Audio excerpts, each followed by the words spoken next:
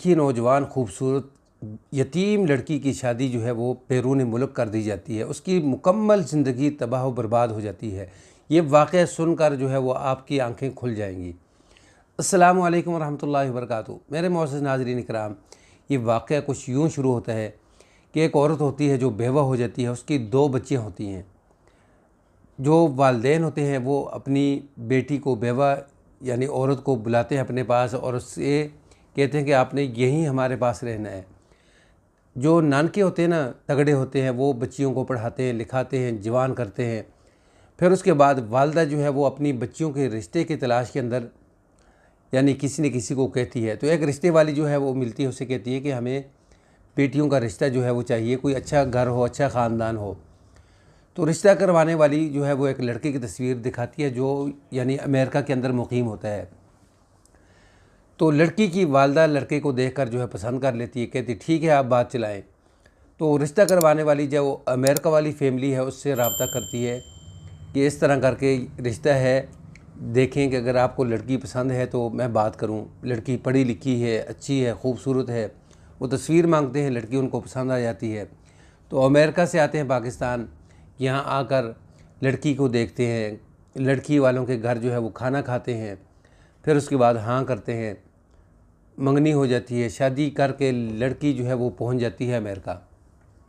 जब लड़की अमेरिका पहुंचती है ना, तो ज़ाहिर है उसने टेलीफ़ोन के ऊपर जो है वो अपने वालिदैन, अपनी वालदा से, अपनी बहन से बात करनी होती है। लड़की क्या करती है कि लड़की टेलीफ़ोन के ऊपर बात करती है, लेकिन लड़की को एक पर्ची दी जाती है कि आपने ये बातें करनी है, ये बातें नहीं करनी। जब बात करती है, ससुराल सामने मौजूद होते हैं, शोहर सामने मौजूद होता है, कोई बात मज़ीद नहीं कर सकती जो उसकी दिल की बात होती है। ये सिलसिला चलते चलते चलते ये जो सिलसिला है ना, तकरीबन साल 1.5 साल गुजर जाता है। तो लड़की एक दिन यानी अचानक सुबह सुबह सब सोए होते हैं, तो लड़की उस घर से बाहर निकलती है और सीधा एक पार्क होती है, वहाँ जाके बैठ जाती है। वहाँ ज़ोर ज़ोर से रोना शुरू कर देती है। तो एक औरत होती है जो जिसके दिल के अंदर अल्लाह ने नरमी दी होती है, वो उसके पास आती है, आके पूछती है क्या हुआ है। तो उसने कहा कि इस तरह करके यानी साल 1.5 साल हो गए मैं अपने ससुराल के घर के अंदर कैद हूँ। हर काम जो है घर का, बर्तन धुलाने, कपड़े धुलाने, वाशरूम साफ़ करने, सारी जो सफाई है ना वो मुझसे करवाई जाती है। पाकिस्तान से तो मुझे ब्याह के लाए थे बहू के तौर पर, लेकिन यहाँ मुझे उन्होंने रख लिया, बना लिया है नौकरानी समझ के। तो जब मुझे फ़ोन देते हैं अपनी वालदा या बहन से बात करने के लिए, ख़ुद सामने बैठ जाते हैं, मुझे एक पर्ची देते हैं, यानी उस पर्ची के बग़ैर मैं कोई बात नहीं कर सकती। तो इसलिए मैं आज मुझे जैसे ही मौका मिला है तो मैं इसलिए घर से फ़रार होकर बाहर पहुंच गई हूं। तो वो औरत जो होती है वो सुनकर ख़ुद दुखी हो जाती है, कितने ज़ालिम लोग हैं। खैर वो भी पाकिस्तानी होती है। वो अब इस लड़की को कहती है कि आपने पुलिस को नहीं बताया। उसने कहा मेरे पास तो टेलीफ़ोन भी नहीं है, जिस फ़ोन से मैं बात करती हूँ वो फ़ोन लॉक के अंदर होता है। मैं बस अपनी वालदा से, अपनी बहन से बात करती हूँ, फिर उसके बाद वो फ़ोन मुझसे ले लिया जाता है। तो नाजरीन, वो औरत जो है वो फिर फ़ोन करती है पुलिस को। पुलिस आती है, आकर लड़की से सारा कुछ जो है वो पूछ करती है। फिर लड़की से पूछा जाता है कि आपका यहाँ कोई और अजीज़ है। तो लड़की फिर बताती है कि मेरा यहाँ मामू भी रहता है, ये नाम है उसका, तो मुझे नंबर का नहीं पता। लेकिन खैर उससे नंबर लिया जाता है उसके घर का, उसकी वालदा का। वालदा से रब्ता किया जाता है, रब्ता करके उसके मामू का नंबर लिया जाता है। मामू को वो बुला लेते हैं अपने पास, बुलाकर ये सारा मामला जो है वो पुलिस वाले जो है वो बताते हैं। फिर उसके बाद नाजरीन, यानी लड़की के जो ससुराल होता है उसे गिरफ़्तार किया जाता है, उसके शौहर को गिरफ़्तार किया जाता है। तो ये जो पाकिस्तानी जो माँ है, बहन है, ये बड़े खुश होते हैं कि हमारी बच्ची जो है बाहर बड़ी खुश है, क्योंकि वो गिफ्ट भी भेजती है।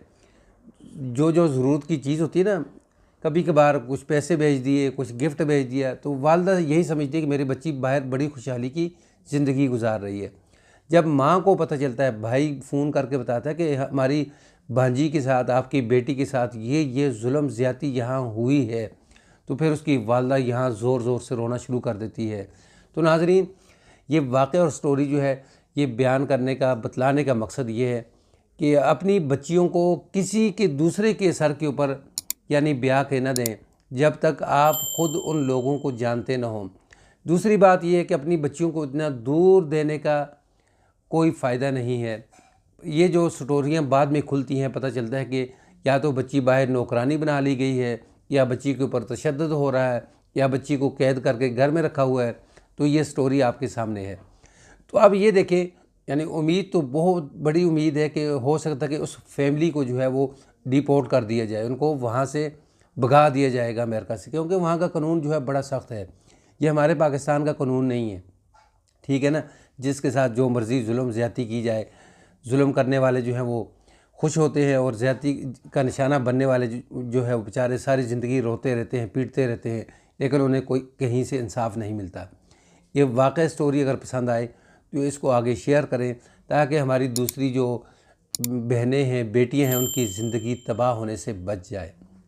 अस्सलामु अलैकुम वरहमतुल्लाहि वबरकातुहू।